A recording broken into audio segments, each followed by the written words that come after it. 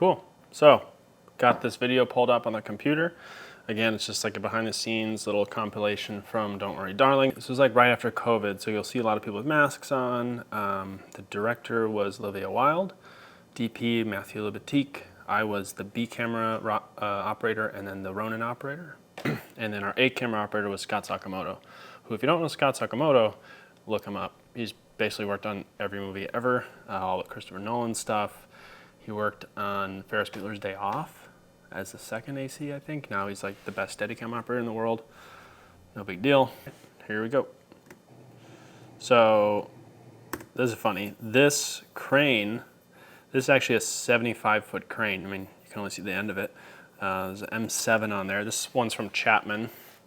We're shooting here in Palm Springs, California. There's this real neighborhood that's like all these old vintage homes that are all identical, which is kind of perfect for this movie. If you haven't seen it, I won't spoil anything. Had a bunch of vintage cars.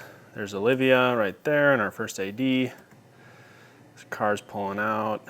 She's watching on an iPad there. That's it's probably Q-Take, and it's basically the VTR guy gets all the feeds, and then he sends out his version of the live feed over Wi-Fi. So you have this iPad, you can see both cameras, you can go between them.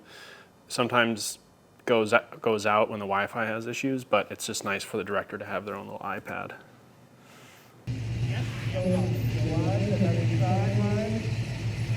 Hey, Kate, go ahead. So they're cueing actors to do various things. This was a cool location, also in Palm Springs, a very famous house. There's Harry and Flo. There's Scott Sakamoto right there on Steadicam. That's Craig, best boom operator in Hollywood. So funny. You can see, so they're being backlit there by the sun. And this was a funny location too, because it's right by a really big mountain, like a 12,000 foot mountain. Like literally from, we're about at sea level to 12,000 feet, sitting right there. So the sun would set at like 3:30 every day or even earlier. So we had this really kind of narrow window of sunlight, and then it wasn't like the sun would gradually set, you know, it would just be like sunny and then dark. So that kind of had some time pressures on us. This was one of those days. Scott's going to do a move to the right. Flo walks down the stairs and do a close-up. So Scott's got the Steadicam Volt right there, so that's doing tilt and roll correction with motors. Pan is still manual. Very popular nowadays. I don't think you'll see a Steadicam without one. Lexa Mini LF is what we were shooting on. You can see the strings here. Those are holding a balloon overhead. It's like a helium balloon. One side's clear and the other side has diffusion on it. So you can use them as a bounce or you can use them to diffuse sunlight. There's Olivia watching the monitors. So my shot's on the right there. I think Scott was doing that A camera angle. So I have some long lens thing trying to find a moment of somebody looking. And I think somebody walked in front of my camera right when he was doing his action. You can hear Olivia saying, "We missed it." Yeah, we missed it. Yeah. So I would have then made a correction after that, you know, once they called cut, it's like, hey, you know, delay that cross or send them earlier or whatever, because I'm trying to get someone looking to Flo, to Florence. So Olivia's also in hair and makeup here, because she was acting and directing, multi-talented. Strong, capable. So this angle is actually on my rig, on the Ronin. This road is hard, it is unique, There's Chris Pine, it's challenging. Gemma Chan. You can see Scott, and obviously for a second there I would have framed Scott in, but I'm just going kind of from my one shot of Chris Pine over to Flo, and then knowing that that's just going to be cut out. So now we're both on Flo here. I'm guessing I'm a little wider, and then Scott transitions over and I stay on Florence. So while we're doing this, I'm also watching Scott. You know, what angle is he getting, making sure we're not getting the same thing, knowing that he's the A camera. So if he's going to sit on something, I'm going to go find something else. Unless Maddie tells me otherwise in my ear, you know, there's a lot kind of going on where each maybe trying to get a certain line or a certain action or something. This might be take 6, and we're trying to get a piece that we haven't gotten, right?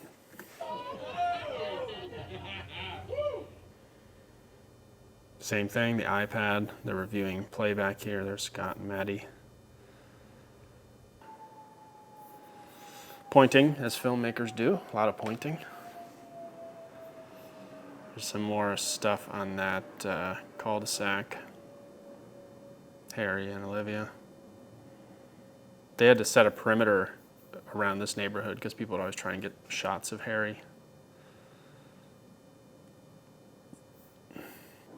This is kind of a cool shot. So this is when she kind of gets to the main frame of the computer, sort of, and touches the glass. We have this red light come on, which I think was a mover light. It was like,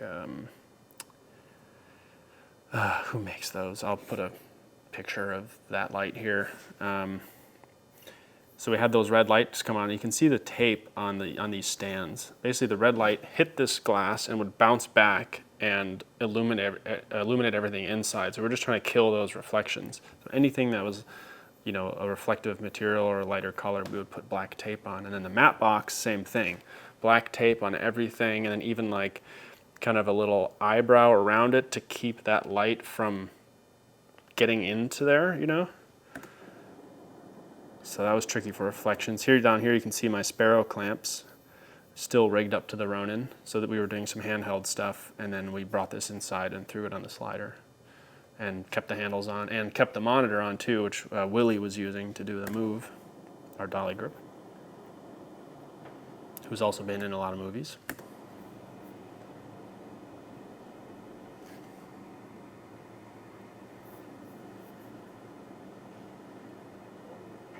That's good. Good. Olivia and Harry. This was a set actually built on stage. So it's a whole house with working doors and everything and a brick wall, and then outside there's a translight, which is like a, kind of a background that has some clear areas on it. So when you light it from behind, you know, if there's a lamp or something in the distance, it'll actually glow. Sometimes hard to sell, but I think on this specifically, it works. This was downtown LA, Harry dancing. On the left there's Scott on the A camera. And then, so he's on a dolly and a slider on dance floor. I'm also on a dolly, slider, dance floor. And dance floor is basically plywood with a plastic top laid out that they tape the seams, and then you can roll around on it anywhere. Better than track, right? Because track, you kind of have a linear space you can occupy. So we're both on zooms. So if you watch my monitor on the right, he does this kind of quick move, and you got to kind of be ready for anything. So he comes over from the left to the right pretty close. And it was a pretty quick pan and tilt up to keep him in there. Here's another dolly dance floor setup. 2 booms from above. This is that same set. So these are all, you know, fake ceilings, fake walls and everything. So there's lights hanging out there, and there's a whole stage above us. There was also poles in this stage in Santa Clarita, California. And so I think this the fireplace, I think there's a pole in there, and there's a pole in the backyard that they turned into a palm tree. Usually sets or big stages don't have anything in the middle. It's just an open floor, and they support the ceiling with bigger trusses. But a lot of warehouses are kind of being converted into stages nowadays, so you have to contend with these poles if you're going to build a big set. You know, you got to figure out how to kind of creatively get around those. So here you can also see the tape down on the floor. So there'll be plywood underneath there, and then there will be these plastic sheets on top. And to make sure to offset the seams, right? So if you see that blue tape line, that's the seam of the plastic, and the seam of the boards will be offset somehow. So it's this kind of like jigsaw they got to put together. And I think in this case they made it big enough to also put the actors' chairs on there, because otherwise you have the actors like half on, half off, so they just extend it out. Here we're on 2 zooms again. I think those are the Ingenue Easy Zooms.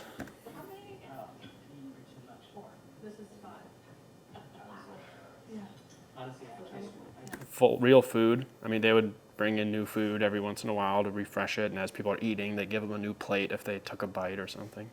A lot of people involved in all this. So there's a little GoPro on the camera here. That's just the behind the scenes guy. He throws that on there. Light Ranger, Teradek, Preston, MDR3, motors. I think that's it. Here's another cool shot. There's a camera with Scott. I'm over here on the B. You can see my shot is this kind of close-up of Flo, and then Scott has a little bit wider over to Chris. And then the way this develops is kind of cool. So he's got the over, I've got a clean single. Right, it's a little wonky here because she's looking camera right of Scott, and for me, she's looking camera left. So in this case, you know, they may have started on this angle. I'm not exactly sure how it got cut together. We could reference that, I guess. But they could start on here. He comes around the corner. You reveal it with this camera. I do hope you keep going. Or maybe you bring in his voice ahead of time on my angle, and then you reveal who he is on Scott's. So now he comes around, and we basically switch. So Scott now has this 2-shot, and I go into an over. So it's overflow to Chris. Preparing dinner like a good girl. Now Scott's got the single. You have to come and see the rest And of I the have house. this over, so I have them in frame and her. Come. I probably tightened up at this point a little too. Okay, so here's me in the anti-gravity vest with the Ronin 2. Got the Sparrow clamps on there with my extension handles. These are the Sparrow clamps. You can see them, they're kind of coming out on the Ronin like this. And then I have these extension handles on these guys. And you'll kind of see how I operate in that setup. And this shot was actually dual operated, so I'm controlling the movement of the camera, and then Scott was on the wheels doing pan and tilt.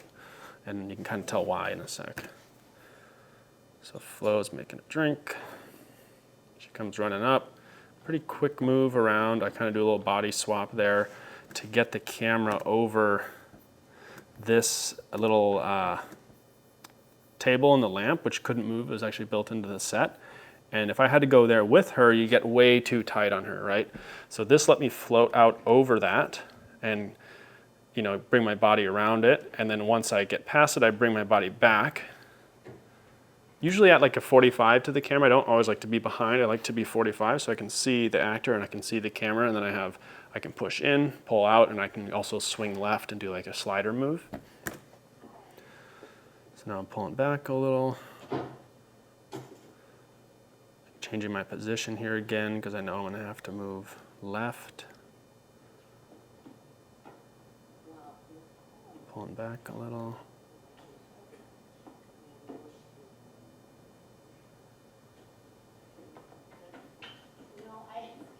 Sometimes these slower moves are the hardest. Here's that same set again. This is like the earth was supposed to break up, so they drew a little chalk line, which I don't think I actually ever ended up doing that. So you have a dolly over here, a Chapman dolly, and there's Mango, also done a lot of movies. I'll put Scott and Mango's IMDb's in the description. You can check them out. So we have the Ronin on a black arm. There's Maddie. There's Danny. Black arm, the Tribe 7 or Tribe lenses. Got a riser there to kind of make up for how much the black arm drops the camera down. There's our 73-foot hydroscope waiting over there. So there you can see the black arm and the riser. That's kind of that speed rail riser, so they can just swap out the speed rail pieces for different heights. So Scott's over there at the wheels, or actually no one's over there. So I don't know what Maddie's doing here. Maybe just looking at the light. Mango's just practicing.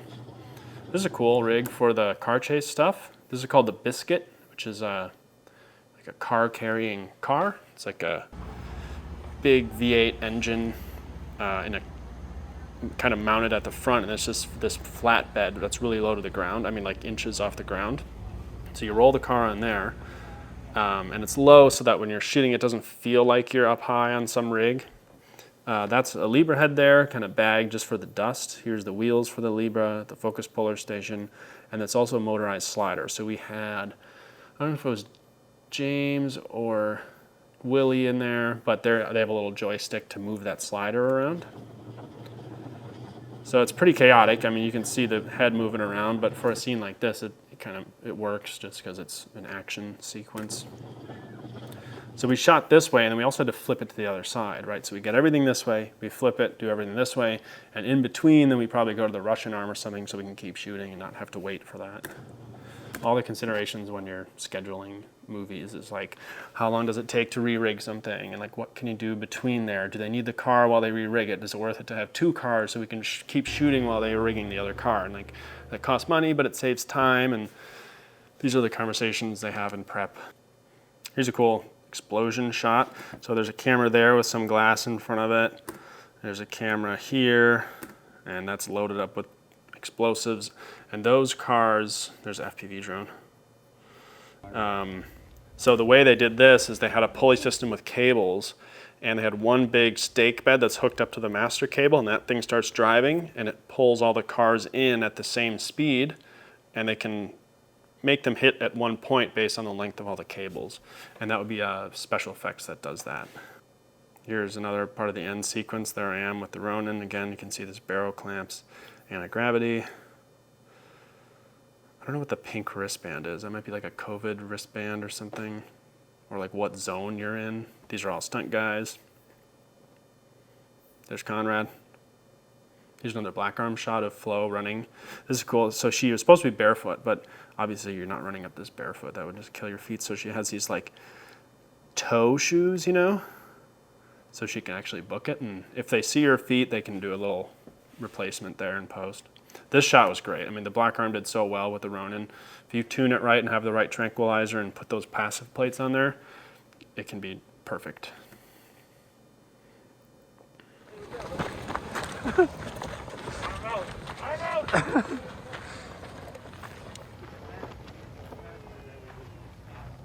There's some more stuff inside. You can see some dance floor down there. Harry goofing around. He was great to work with. More Harry goofing around. More goofing around. There's Jeff Ferrero, Gaffer. Scott, Harry. Cool. That's it. I don't think there's any more BTS out there, but just figured I'd kind of give my 2 cents on all that stuff. It was a fun movie. Actually,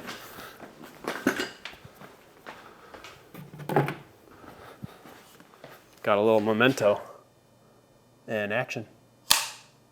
I finally made it into a magazine, and look what they do to me. ICG, spring 2023. Darth Vader. Stills. There is a nice interview in here. I'll put the link. There's an online version of this. Cool behind the scenes. More stills. More behind the scenes. Cool onset picture. There's Chris Mosley. There's my hand. That's all I get. Actually, there's one more photo. But still, like, I'm like back there. You can barely tell it's me. But yeah, I remember paying for a subscription for this like 10 years ago. And now I'm in the magazine. Pretty cool how that works, huh?